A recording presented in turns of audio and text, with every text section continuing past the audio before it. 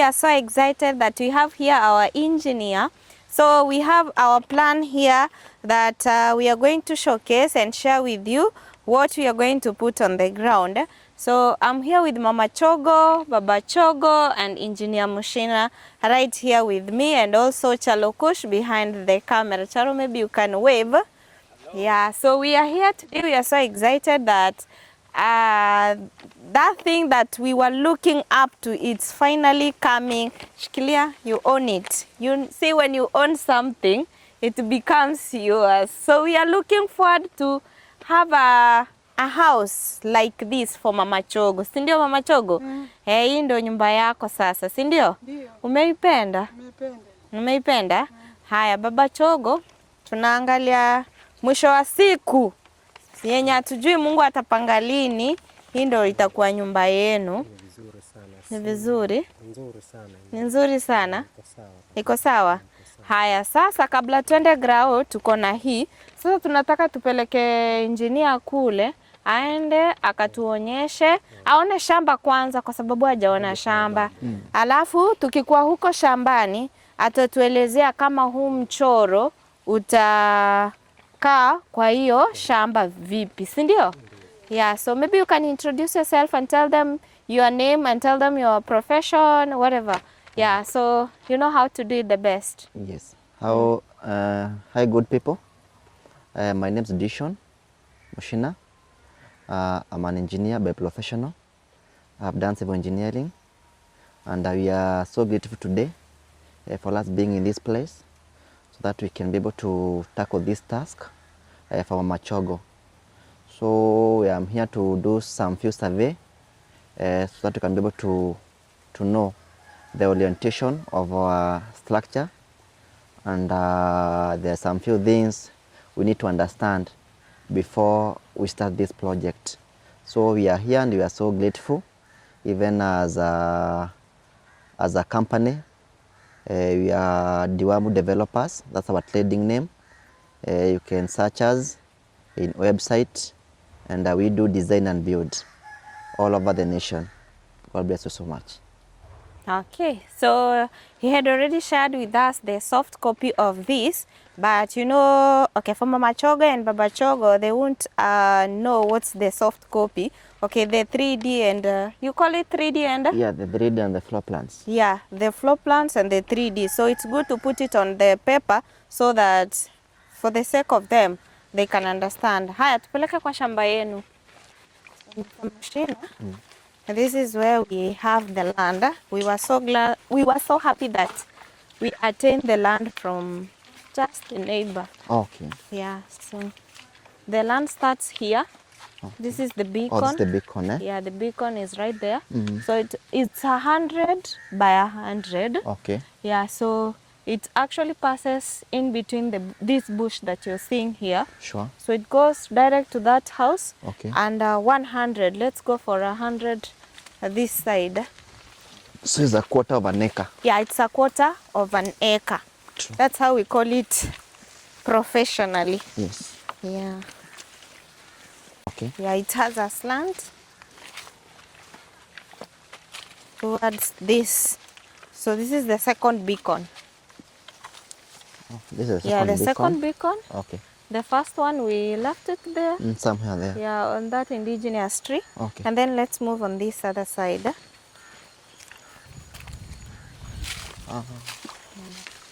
The barriers and decide and tell us what to consider and what to do from your side.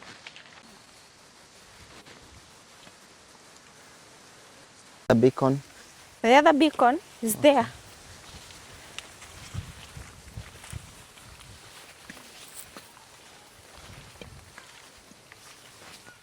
Yeah, so it's there.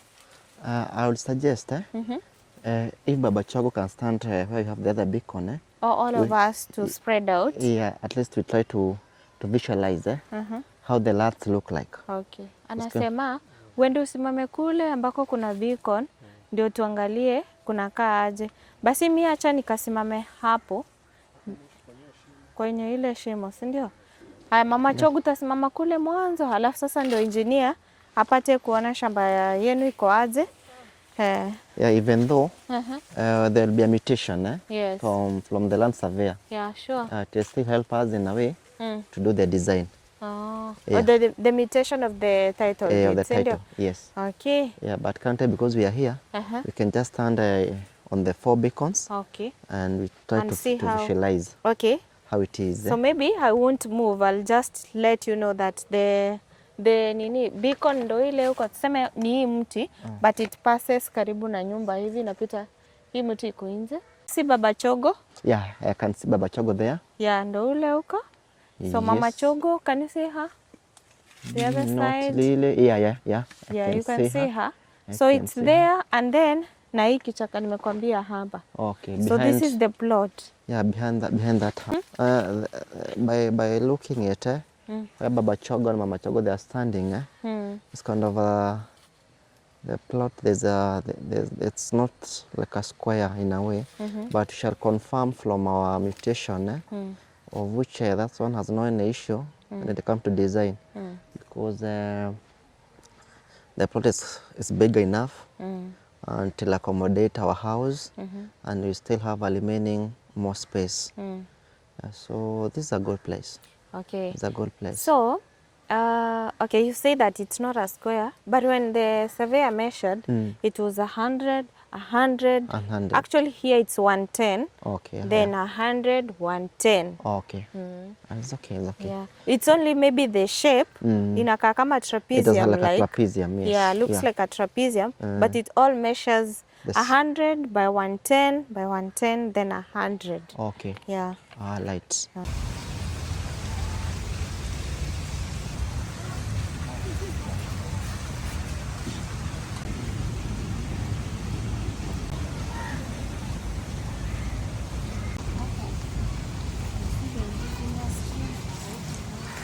So we are saying mtakuwa na 3-bedroom house.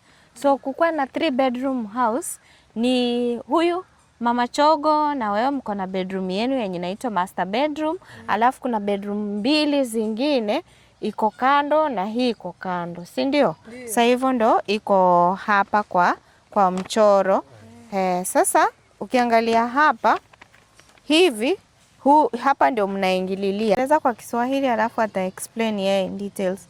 So tukiingia hivi, hapa hivi ni entry porch. Hapa hivi uko na place unaweza kaa hivi, kuna kakivuli imejengwa ikakuja. Ndio hii hapa. Umeona hii? Hapa sasa mnaweza kaa hapa hivi. Si umeona venye iko? Kuna pila 2 hapo. Haya. Tuende kwa lounge. Lounge ni sisi tunapaitanga sitting room, si ndio?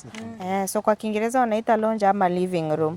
So kumeona umechorewa hadi viti hapa venye patakuwa labda utaweka hapa TV yako. Alafu tukiendelea ndani kuna hapa hivi kama corridor. Ndio hii bado unakuja dining. Dining ni mahali unaweka viti zako kukula.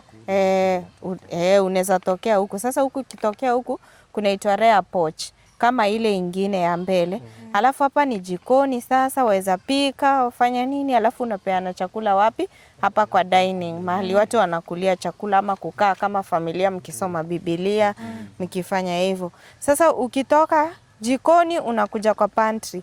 Pantry ni mahali ambapo watu wanatunza vyakula zao. So hii ni kama karumu tu kadogo kakuweka shelves. Hivyo. Sasa hapa nje waweza fanyia vitu zako. Halafu ukirudi hapa tunaingia kwa bedroom yenu, si ndio? Sasa hii ni bedroom ya Mama Chogo na Baba Chogo. Ndio maana inaitwa master bedroom. Sasa tuseme kitanda iko hapa hivi, alafu kuna washroom. Hii ni WIC is walk-in closet. Walk-in closet. Mahali wanaweka nguo zao, bagi. Hivyo. Sawa sawa. Tunaweka hapo pochi, bagi, nguo zenu na hanga hapo. Viatu ni hapa. Alafu kisha hapa hii ni washroom. Washroom ni choo ambapo mtatumia kuoga hivyo, si ndio? Unaona kuna kachoo hapa na kuna hiyo. Sasa ukikuja hii upande mwingine, so hii side ni yenu baba na mama, alafu tuende kwa side ya watoto. Haya, ukikuja hapa utaingia, tuseme maybe utaingia kwa Kennedy. Haya, sasa hii itakuwa kwa Kennedy, hii room na kuna choo hapa hivi. Sasa hii choo watakuwa wanatumia na Dan na Chogo. So bedroom ingine ndio hii. Sasa alafu hii nyumba yote hivi ukiongeza venye inamesha, venye inapima ni 14 by 3.8. 13.8. It's almost a square. 13.8 meters. Yeah, by 14 meters. Haya, so itakuwa mita 13.8, tuseme tu 14 by 14. Inaingia tayari 14 by 14. Sasa kwa picha yetu, kwa akili yetu, tunaangalia kitu yenye tutatoka nayo ifanane hivi. Inaweza kosa kufanana rangi hivi venye iko, lakini nyumba itatoka hivyo structure. Unajua sasa finishes unafanya baadaye, si ndio?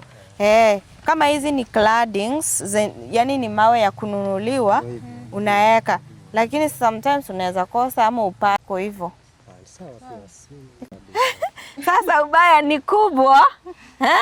Sasa hapo kwa pesa ndio hatujui sasa tutapata vipi Baba Chogo. Mimi naona plan si mbaya, lakini sasa utafanyaje basi na hiyo pesa sasa hiyo? Acha tuone venye Mungu atafungua njia. So uzuri sasa tuko na engineer hapa. Sasa wacha nimruhusu engineer aongeleshe wale, kwa sababu wao waelewi Kiswahili chetu. Ndio hivyo sasa atupe pia target, tujue labda hii nyumba itakula pesa ngapi, si ndio? Sasa acha yeye aelezee kwa Kiingereza, si at least tumeelewana, lakini kwa pesa lazima niwaambie kwa Kiswahili. So whatever I was explaining is just the normal explanation of the plan, how the house sits, where is the rear porch, and also to just let them know that our house is an open plan. It has a kitchen, dining, pantry, bedroom, 3 bedrooms, and lounge, entry porch, and the rear porch. So I've also told them that our house is going to measure 13.8 meter square by 14 meter square, sindio? Yeah. But it's almost 14 by 14, so it's almost a square. So because we have the engineer here, he knows where to put the house, where the house can sit well. So there is somebody who told me that at your house should be face southern, whatever of the sun. So today I want to learn. Yeah, so back to you. Thanks so much. Nzuri. We are here today first to do the survey, because it's always important when you are doing a building, you come on the ground and do some survey. Basically, to note some few things like topography of the ground. Topography is the way how grounds look like, because you might find there's valleys, there are hills, so it's always important to come on the ground and you see how the land looks like. And for this case, you can see Mama Chogo place is relatively flat, so that one is giving us a point, because we are not going to experience cut and fill. Because in a place where you find there's hilly, you must do the leveling, you must cut, and then you fill the other side which is lower. And by doing that, it still increases the building cost. But for a place like this one, it's so advantageous to us. So today we are here so that we can know the orientation of this structure from Mama Chogo, and for us to do the survey, we see how ground is looking like. Like for instance, when you just observe on the other side, we are having the electricity, which is passing. Actually, it's passing at the center of our plot. So we cannot take a risk of putting our house near to these electricity wires, this electricity line. So we have to put our house one side of the plot, so that we can leave a good allowance from our facility to the electric line. That's number one. Number two to consider is the direction of wind. Okay, amesema, sorry to cut you short. Yes. Amesema kwa land yetu kuna hii waya inapita. Umesikia hiyo, lakini Mama Chogo anaweza kwa hajasikia, si ndio? Sasa haezi eka nyumba chini ya waya. Inaweza leta kuchomeka, si ndio? Sasa lazima aeke nyumba either juu ama chini. Lakini yeye ni professional, ataangalia venye atafanya. Number two, we must observe with direction, because it's always advisable to put our main entrance as the main door facing against the wind direction. Because if you put your main door facing where the wind is coming from, you will encounter there'll be a lot of wind which is inside which is inside the room. So it's always advisable you put your facility against. Mela hiyo Baba Chogo amesema amesema kwamba hii waya inaweza tolewa anytime kwa Okay, pia amesema wakati ambapo tunajenga huu pepo, unaona unatokanga wapi? Ni huku ukienda hivi. Kwa sababu pepo una change. Tuseme wakati mwingi unatoka wapi? Unatoka huku, si ndio? Na where is the ocean? Ocean inalingana kulingana vile ambavyo baridi inaenda. Kwa hiyo ani tukiishi hapa hivi bahari iko wapi? Bahari iko huku, si ndio? Na imetuzunguka, karibu inazunguka, si ndio?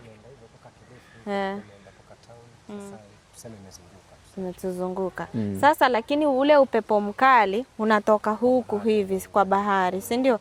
Sasa alikuwa anasema ni vizuri kulingana na yeye kama mjuaji wa kujenga, wakati ambapo unajenga upepo ufai kuweka mlango wako ule wa main door uangalie upepo kwenye baridi, inafaa iangalie huku haina baridi. Pia kuna zile upepo zinaweza ingia kwa nyumba na zikabeba nyumba, si ndio? Hata zikatoa paa. Hadi paa yote, si ndio?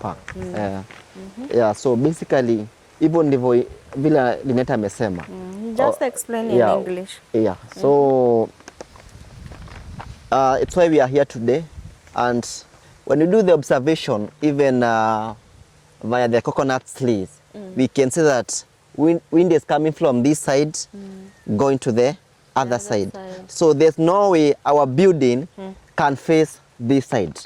The main entrance cannot face this side, because if we do like that, you'll find there's be a lot of wind which is coming in the house, and if someone makes such a mistake, that wind pressure, wind has a lot of pressure in it, so even it can carry out the full roofing.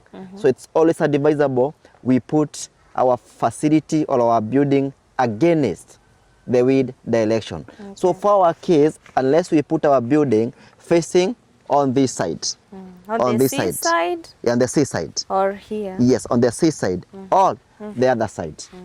Umeelewa hiyo? Yes. Nasema labda mlango uangalie huku, yani huku unaingia hivi ama huku unaingia hivi, si ndio? Huku unaingia pande ile hivi ama huku ukiingia hivi. Yes. Yeah. By doing that, there will be a lot of wind which will be flowing from this side. So it's why we are here today, so that we can highlight those few items for Baba Chogo and Mama Chogo to understand. Hey, the rain is coming, guys. I think it's a blessing, maybe. That's how we call it in our community. Yes. Like mkinyeshewa, basi Mungu amekubali mambo zenu. Hawa ni aje Baba Chogo? Amekubali. Anatuletea baraka. Engineer, utaweza kukimbia? Nitaweza, lazima. Let me show you.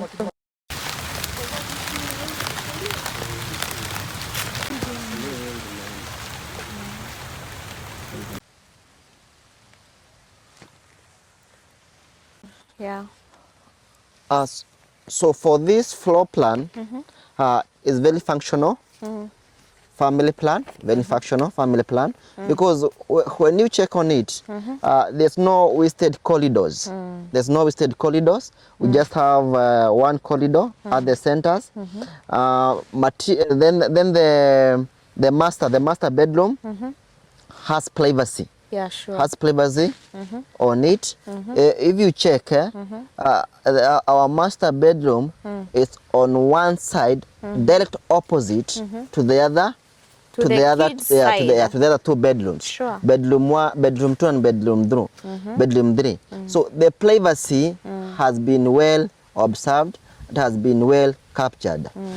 Initially, we said there's no wasted corridors.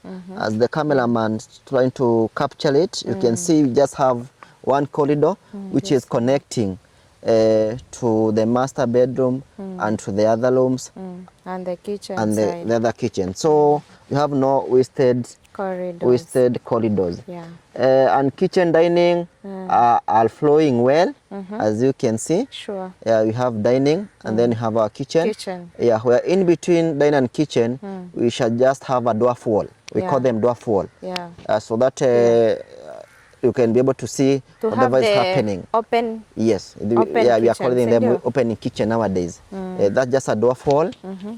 Yeah, that's just a dwarf wall where on top of it you can put a granite on top that dwarf wall, and still can be used as a platform to place your foodstuffs and your She drinks. actually have a very big space for like a workspace for her kitchen.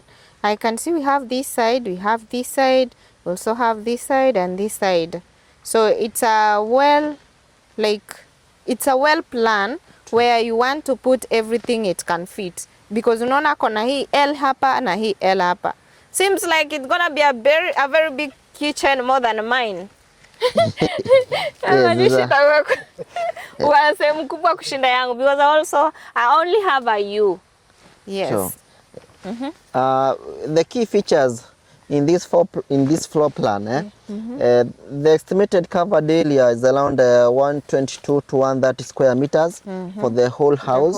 So it's a big house, as you can as you are saying. Yes. It's a big house, and we thank God for that. Sure. That's what people suggested, guys. You say that this time round you are not going to build crumpled. Okay, they just the way you call them crumpled rooms.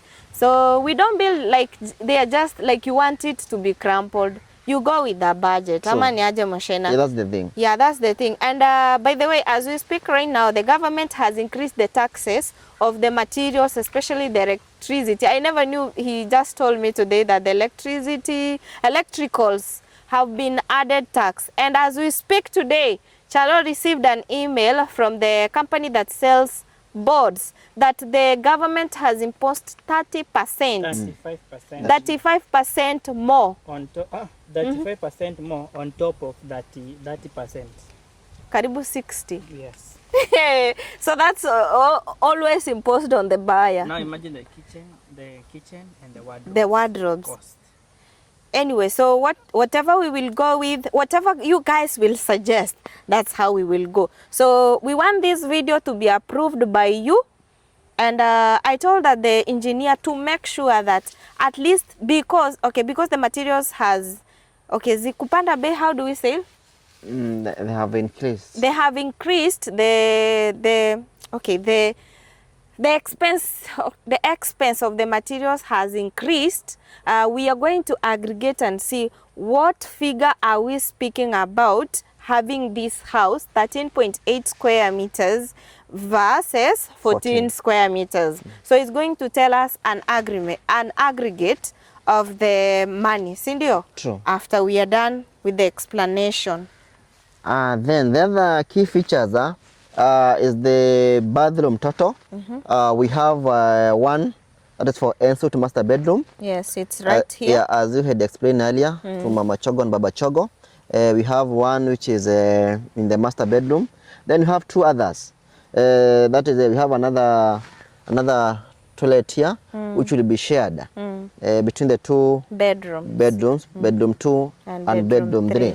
Then we have a bedroom or a shower, because for such a building, for such a house, you cannot combine toilet and bedroom to be in one room, because you might find there's someone who want to use the bedroom and at the because same time it's shared. Yes, yeah, it's not ensuite. Makes sense. To both bedrooms. So it's why you are seeing that you have one washroom and one bedroom, because you might find that someone want to use the bedroom, the other want to use the toilet. Okay. So we have to put the two facilities. Yeah. Porches, we have two porches for both ends. That entry porch? that's the front porch and the rear porch. Back porch, that's the back porch, still can be used for laundry utilities. They can still use for laundry purposes. That's where you can place our washing machine. Instead of having another small room for that machine, they can use it for that purpose. Okay. Then there's something else which is very vital we have considered in this building about tiling. For the whole house, we have indicated there will be non-slip ceramic tiles. Sure. Yeah, to avoid more accidents. Because when we put slippery tiles, you might find there will be a lot of accidents, fractures of which are not good. Yes. So it's why we are suggesting to have non-ceramic. That is for wet areas and even for dry areas. Yeah. Wet areas is why we have kitchen, washrooms, where you have water. Sure. It's why we are calling them Wet areas. Wet areas. So basically those are the main features for this building, and things like ventilation, that is for lighting, they are well considered. Okay. For instance, if I can just take you through the master bedroom and still we see it in the 3D, you can see there's 3 window openings. This is permanent ventilation. We have window 1, window 2, window 3. So for lighting, that has been well considered, and still for violation. Because the moment you have more openings, the more you have a lot of Light. air circulation, and still light for the same case. Sure. For walk-in closet, You have the we have another opening here. She doesn't have to put on the lights. There is a light opening here. Yes, still. and still, if she wants to open that window, that one has been considered. For our washroom, the same. So there's no any room. You'll find there'll be darkness in it, because if you fail to put ventilations, you'll find there is no lighting. Sure. There's no aeration.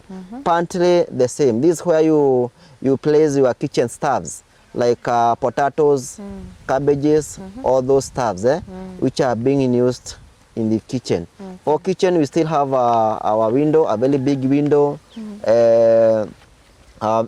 Dining. Even in dining, the same case. Bedrooms, we have two windows. Yeah. Washroom, Same. the Plus same. the shower. The other bedroom 3, you still have two Sasa najaribu windows. kueleza kwa hizi consider, yani ameweka madirisha ya kutosha. Habari, ameweka madirisha ya kutosha. Kuna dirisha kubwa hapa master bedroom, kuna ndogo hapa hivi mali unaweka nguo, kuna dirisha ambalo linakupea mwangaza uweze kuchukua nguo, si lazima put on steamer, si ndio? Yes, yes. Haya, ukiingia hapa hivi ndo kwa hapo kwa nguo kuna dirisha. Ukiingia chooni kuna dirisha bado, alafu kwa hilo dirisha kuna aeration, like zile ventilation zenye zile mashimo zinasaidia kutoa harufu nje na kuingiza harufu mzuri ndani.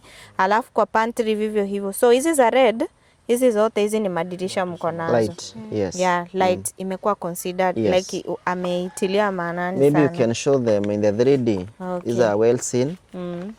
No, these are the windows which are talking about. Yeah. So hizi ndo madirisha tunasema. Hii Mama Chogo unaona kweli? Naona. Haya, kuna hii kubwa, kuna hii. Yeah, these are slender. Yeah, these are slender.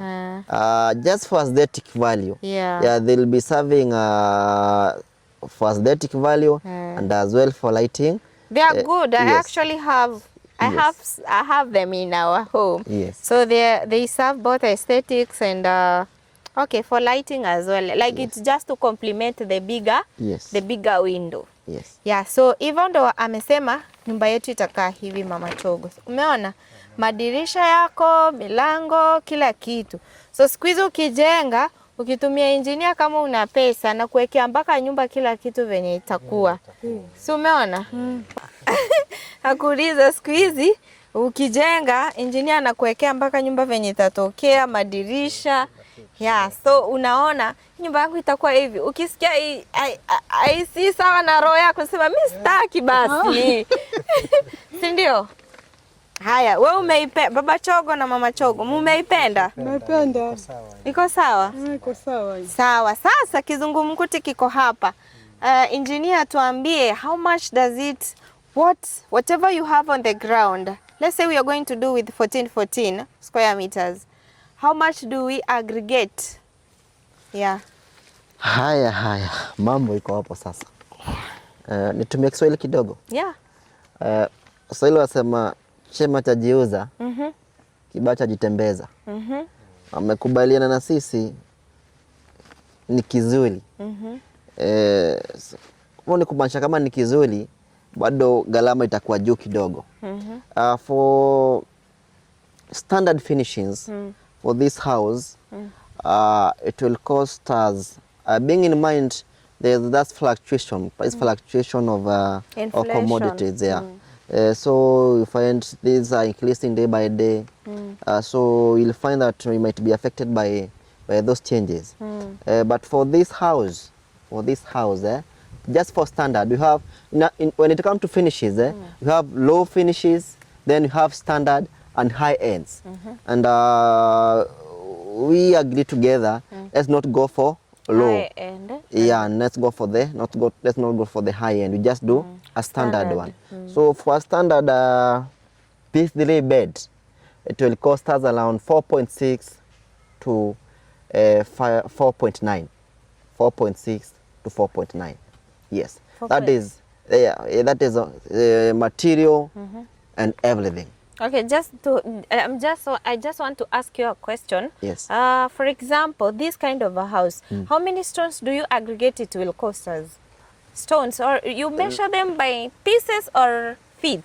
It will be pieces. Pieces. Yes. So how much do you aggregate from your side? This will take not less than 3,500 pieces. 3,500 pieces. Yes, and because it has a lot of gables, you know, when you have gables, these are still walling, so not less than 3,500. So let's say that it can go up to 3,700 there. Or 4,000. Or 4,000. Yes. So we are looking, okay, let's go with the higher materials. Yes, yes. Even when you're buying the materials, you always buy extra. True. You don't buy lesser. Sure. Let them remain because they will still find somewhere to be put. So we are looking at 4,000 stones. Shalo, I think you just bought stones when we were doing the Kasichana's house. How much do they charge? For grade 1, 55 per piece.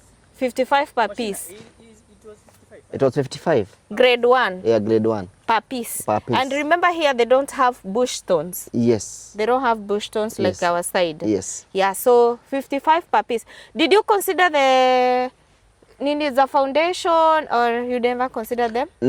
Okay, what I came to realize in this place, that grade 1, the color stones, it still can fit for the foundation wallings. Because they are very hard. Yeah, they are very hard. Actually, I came to realize this place, they are using those stones for substructure and even for superstructure. Yes, and they are, when it comes to the strength, they are very much okay. Oh, they are very much okay. Yeah, they're in order. Okay. Yeah. Oh, okay. So, okay, let me just... And something to highlight before I forget, in that figure which you have highlighted, there's no approvals. Yes, it's good people to understand. There's no approval, that is the county government approval, NC approval, Alonema approvals, and still there's no fencing. There's no fencing. Yeah, it's only the house. So there's no perimeter or something of that sort. Okay. Yes, because if you check in our 3D, there's a background for fencing. So the 4.6 to 4.9 It's just the is just the structure. house. It's just the house. Okay. And still for fittings, you know, you might find they want to upgrade the fittings. So that amount just for Will standard. go high. Yeah, the amount just for standard fittings, not the high end finishes, because you cannot compare a chandelier costing 10,000 and just a normal lighting which is costing 3,500. So if you go for the high ends appliance, still the price will go higher. Yeah, so it's always good we advise them, and it's wise for them to know that whatever you are doing is just a standard house, but with a good finishes. Yeah. When it comes to finishes, we don't compromise. When it comes to our work, we don't compromise, because by the end of the day, we want to give out a facility which will serve them well and where the workmanship has been observed well. Yes. Okay, so I think you've heard from him that if we go for the just a standard house without the high-end finishes, we will end up to 4.6 to 4.9 million Kenyan shillings. So let's say 4.6 to around 5 million. Sindio, let's give it 5 million. And you know, okay, the only thing I have come to realize like about this space, for example, we can bring sand. Yeah, the lorry has come and brought the sand here. But now they don't have access routes. Yes. You will have to pour it there. And then the people who carry them through the mikokoteni. Yes, the carts. The carts. Yes. You have to pay for it. True. So That's you have challenge. to bring it to this side. So that's another added cost on top of the 5 million or the 4.9 million. When you bring the sand, the same thing applies. When you bring the, let's say even if you bring the boards, same thing applies. The car can never, cannot reach here because of the community. I don't know if there are community rules. They just have the pathways. Okay, I believe by the time that we are going to move out from this village, I hope they will be having ways where cars can pass, ways there is water, no problem with the water. Things like that, guys. I don't know what to ask because you're the engineer. Maybe you can highlight the important things that we need from now. Basically, what we'll start with, by the view of our plot, you have seen there's no clear lands. That's clearing the site. Because basically there's no bushy. Yeah. It's only the existing maize. And I know maybe there's an agreement between you, Mama Chogo and Baba Chogo, and the owner of the maize. Maybe there's that arrangement. So if we are to start, maybe unless we clear part of it, I will be putting our facility. Then I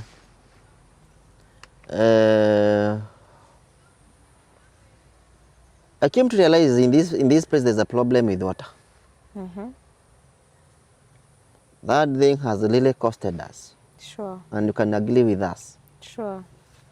I was suggesting if we can be able to put a holding tank. We put a holding tank where we'll be placing that water.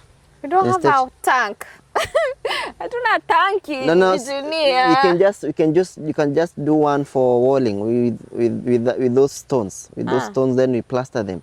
Because if we are to hire the drums, sometimes it's becoming so expensive for us. You know, by the way, the house that we built for Clarice, she was the person who was bringing water. Yes. So you find that in a day she has carried more than like kwa siku ungebeba mitungi ngapi? Kwa siku wakati tulikuwa tunajenga huko kwa Mama Toya. Kwa siku kwa ungebeba mitungi 70. 70. Unaona? 60 jerrycans, 70, 50. But I know because we are going now to do theirs, they will be of really great help. Baba Chogo, sasa hapa kwa maji, umesikia engineer amesema hapa kuna shida ya maji. Wewe Peter bidi umeingia grao, mtusaidie kufanya nini kuleta maji. Si ndio? Hiyo sasa tusianze kuandika watu eti watuletee maji na tunaweza saidiana hapa at least kurauka tu kuchota maji kuweka. Tupunguze hiyo cost ya maji kwa sababu kitu ya kwanza huku hivi hakuna mfereji ambao inapita eti tunaweza chukua maji tukue tunamwagililia, si ndio? So lazima mtu aende kule kisimani ulete mpaka huku. Alafu pia anasema labda tungekuwa na tank yenye sisi pia hatuna. A tank maybe kama unanunua the portable tank maybe to be used in future. Kama ile ya kasichana.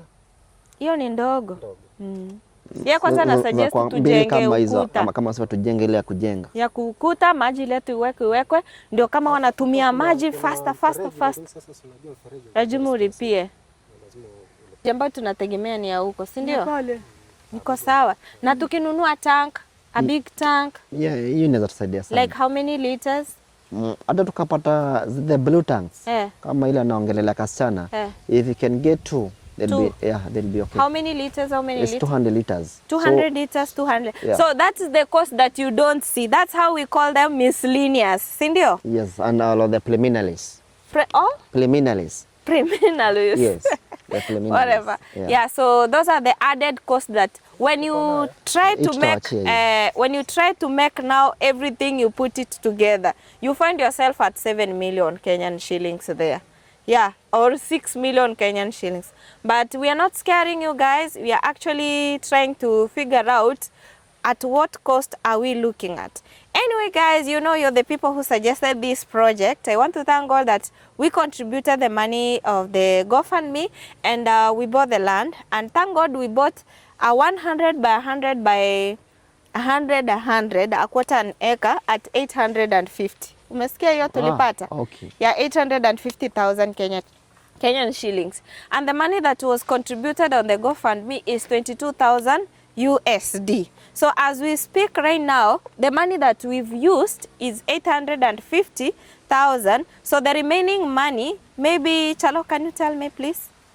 So the starting finances that we have after all the processes that we did with the surveyor, okay, just land purchase, the amount that we deposited to the owner of the land was 850,000. And the money to cater for the title duty, nowadays the duty was introduced. Yes. Duty, the title plus whatever, we paid 100,000 to the surveyor. And then here, lawyers are very expensive. I don't know if it's because of the people who come in, you know, we have the wazungus here. I don't know, but unaona kama kwetu agreement is 4,000. Sindio? Yes. 4,000. But here, agreement is 30,000. Agreement. That's so much. And then it's to be shared between the buyer and the seller. Yeah. So after calculating and putting all those nini together, and also you have to award the person who have given you, who have shown you the land. We call them brokers. Lazima umlipe. So the GoFundMe link, it's still open. If you want to support Mama Chogo, you're still open to support. Yeah, just the same way you started, guys. We can do this. We can do this. Yeah, so make sure that if you're sending any help towards Mama Chogo, send it to the GoFundMe. So I know some of you know me and you might be knowing my details. So don't, and I repeat it in capital letters, don't send anything to me which belongs to Mama Chogo. Send it to the GoFundMe so that by the end of this project, you guys will be the witness. We all go to the website, click and see how much did this, how much did people contributed, and we will also give you the calculation. So I'm giving you the task, Mr. Moshina. Yes. Our engineer. Yes. Everything that comes in, put it in a written. You know, they always say that if it's not written, it doesn't exist. True. So you here, you can ask for, Lynette, we need to, or Chalo, we need to add 1 tipper of sand. True. Because maybe the tipper that you asked came and it's finished. True. And you're like, we need to add more. Maybe the cost aggregated doesn't, like I told you, sindio? True. So when you put it down, akikuja, when that man, they usually come when they reach here, that's when you pay them. You see the sand, Sure. ukisha ipe a tick, that's when you pay them. So you write down. By the end of the week, we will be asking you to help us total, because you can do a good math, sindio? Sure. And beside you, there will be Chalo also to make sure that everything is correct and to put you on toes as well. Sure. Yeah, so we believe that you're going to do a clean work and a clean everything. So these are the people who can give you more work as well, by the way. Yes. Yeah, so if you do clean work and if you be transparent, for us, in our work, we are always transparent. True. So if you know us, we are always transparent. Sure. Yeah, we don't corner with the people's money. Yeah, we better work with our money, our small money that we have. True. We do it for a longer period Sure. than taking money from you, give us to work with it, and then we corner. No. True. And as we always say, guys, when you contribute money, contribute it with one heart. Don't come with a lot of like kutaka, how can I say it, Chalo? Entitlement. Don't come with a lot of entitlement. Lynette here is not an engineer. The engineer is here. So if the engineer say that this wall is going to be, you know, when you put it down, like for example our house, when you put it down, there is a time we ask the engineer like, we see like this room, it was the study room. We feel like the study room is bigger, and we want to add a space where we can add our wardrobe. So the study room was squeezed, and then we got the wardrobe. Yeah, so you know, ukieshaeka kwa grao, Yes. you have the powers to do everything. True. So guys, when you're questioning, question engineer Moshina. I've given you the name. So from today, things to do with construction, don't put Chalo Kush, don't put Lynette, don't put Mama Chogo. Ask the engineer. The good thing is he's a learned person. He has the papers. He has built big houses, story building, churches. I don't know what. Like he has built. He's a person that we trust, by the way, through what we've seen he has put on the ground. Yeah, so ask him. If you feel like there is something he never explained in this paper, ask him. All that said, we are actually building with love and with care. At the end of the day, we want Mama Chogo to have a very conducive place to sit. Sindio? So don't question too much. Let him work. Let's give him time to work. Yeah, so thank you. With that said, may God bless you. We have mnaitanga Futikamba. Futikamba. Just a square feet. Just a tape measure. A tape measure. Just a tape measure. So we are here to just try to estimate the covering area for our facility.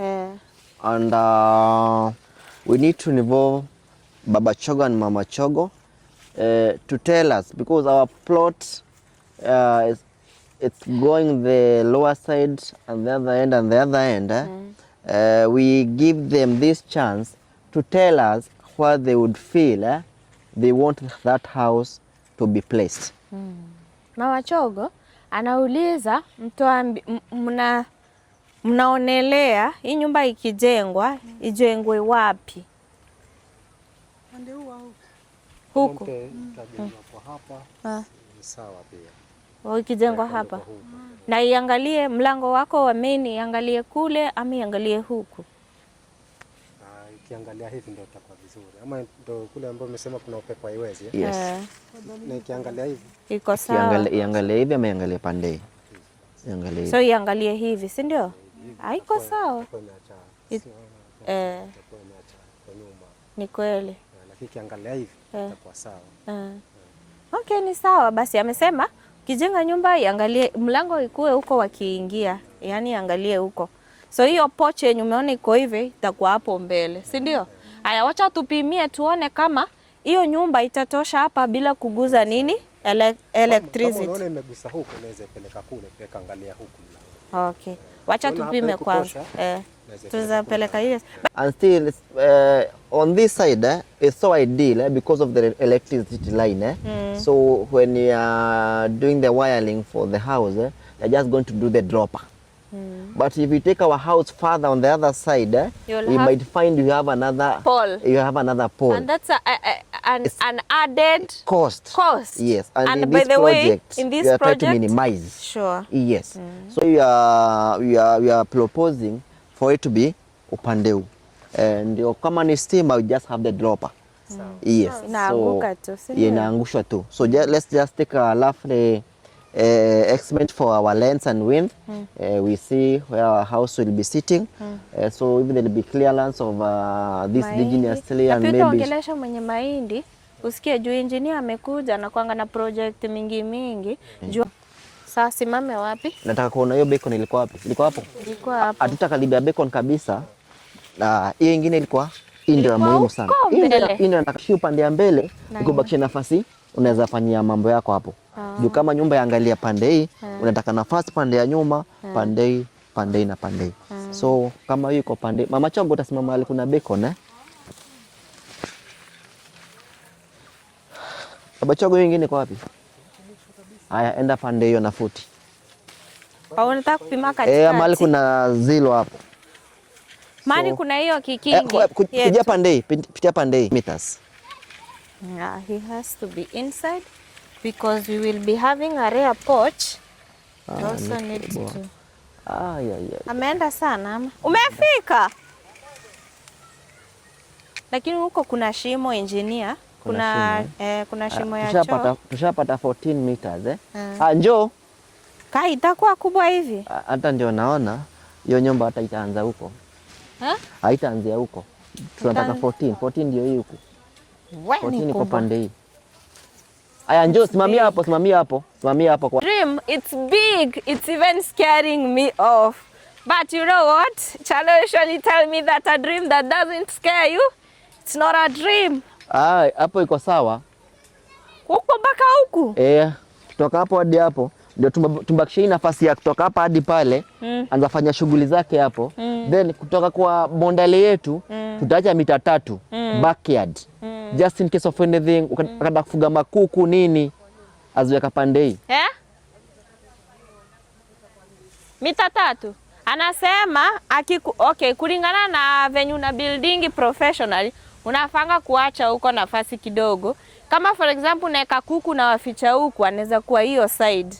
Umeelewa? Kuja pande hii tuone. Si ati tumewaachia huko, waweza fanya kitu. Waweza fuga kuku, waweza weka bidhaa zako hapo. Salama mama. Twende hivi sasa. Ndio tuone kama tutakata. 14.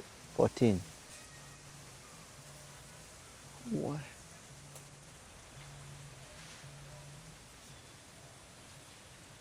14. Amekaribia sana. Nilikuwa nataka ile post ndio itaingizwa kwa dropper ile. Hii inakaa karibu vizuri. Tuangushe stima kutoka kwa ile post. Juu unaona hii itakuwa inatoka kwa plot ya mtu. Yes. So hii itakuwa sawa. Itakuwa tu dropper. Juu iko karibu na plot yao kabisa mpakani. Yes. So ile ya kuondoa ni hiyo. Hiyo utaondoa hizi na hizi usafi hapa hivi. So umeona hata si mingi utamkatia mahindi, si ndio? Ndio tukuachie hii. Hapana, hii iko sawa. Inaweza baki usitoe. So he was trying to measure the 14 by 14 meters square where he's standing and where Baba Chogo is standing. So the only trees we are going to remove is this. They call it mkilifi, si ndio? Muzungi. Muzungi there and this one here and some clearance of the ground. Yeah, I know they are going to speak with the owner and agree whether she will come for the maize or I don't know how they are going to agree, but that is on Mama Chogo and Baba Chogo to speak as neighbors. So in this case, where I'm walking is where we will have the house, and I guess it's up to this side, up to the other side, you see Baba Chogo. So he was suggesting that we have the dropping cable from this electricity pole. So in this case, the plot for Mama Chogo and Baba Chogo passes here. Sinapita hapa Mama Chogo? Yeah, it passes here. So we can drop just like the neighbor did, drop there to the house. I think it will be so much even cost effective compared to when you pull it from the other side to this side. And also we are considering not to cut down so many trees. So this side, the empty space is quite fine. Thank God for this. Mama Chogo, unaona aje hapo? Pako sawa? Pako sawa. Hapo pako sawa nyumba ikikaa hapo. So hii njia itaenda wapi? Watapita hivi kando ama watapita nyuma? Watapita na nyuma? Mtawaelekeza venye mnafanyanga kulingana na community, si ndio? Sasa tumesema tuache hizo miti zingine kwa sababu miti ni mizuri, inaleta hewa safi kwa familia. Tunaona kila mtu ako na miti imemzingira kwake hivi. Si pia we ubaki na hiyo. Na pia ukitaka kupanda mkilifi mwingine mzungi utapanda tu. Lakini kuna mizungi mingi zimebaki ile sehemu nyingine, si ndio? Ndio. Haya, sasa nilikuwa nataka kuambie, umeona aje umependelea nyumba ikae hapo? ama? Nimependezwa sasa ile nyumba kwa vizuri. Nashukuru nimepata mahali. Nimekuja pima kajengewa. Nashukuru Mungu. Sema Nashukuru Mungu. na mtoto alienda shule. Mtoto anaenda shule Kennedy. Nashukuru sana. Amina.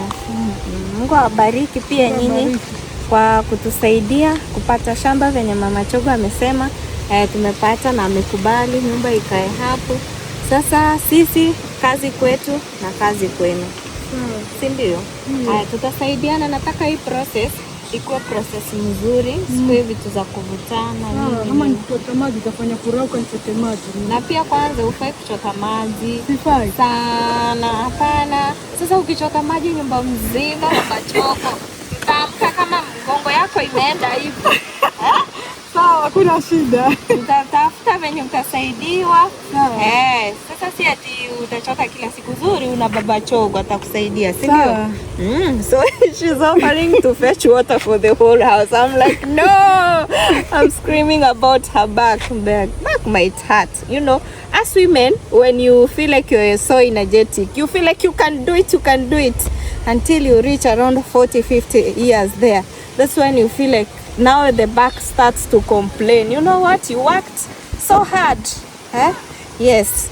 Anyway, guys, thank you so much for watching this beautiful video. Thank you so much for supporting this beautiful family. Thank you so much for helping Chalokush and Lynette actualize their dream of changing village life. So this is village life transformation. Yeah. So thank you. May God bless you. Mwambie bye bye na Mungu awabariki sana. Amen.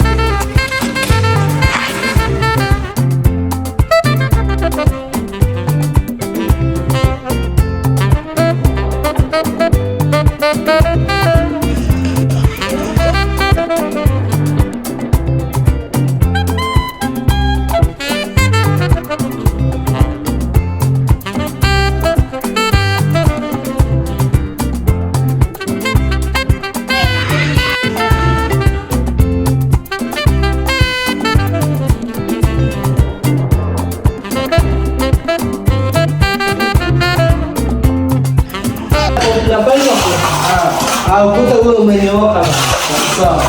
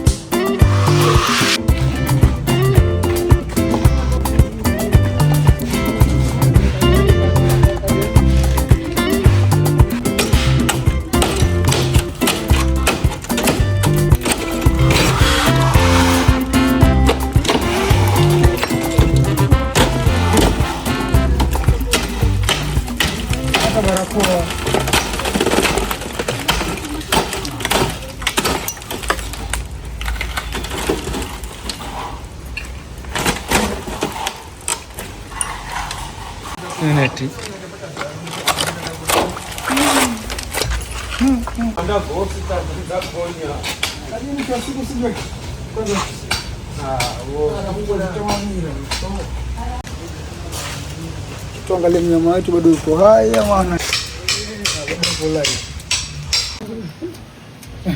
wakani hivi takuruhusu ufike karibu.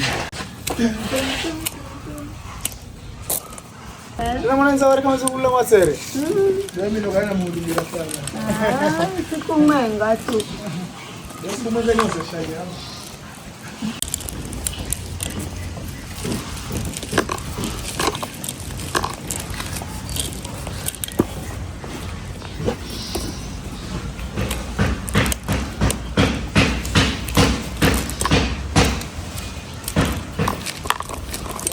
Kita mesti berjaya.